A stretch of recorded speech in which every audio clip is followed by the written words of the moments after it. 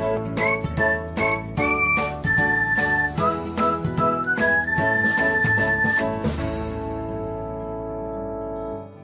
everyone, welcome back to another episode of Technologyglance.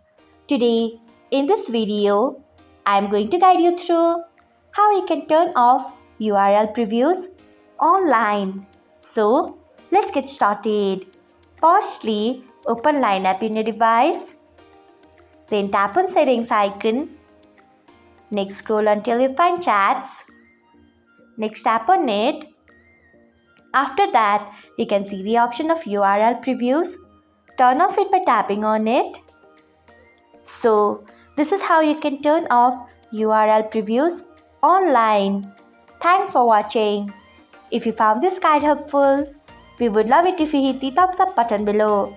We upload great new tech tutorials like this one every day. So, do not forget to subscribe to our channel and hit the bell icon so that you'll never miss another update.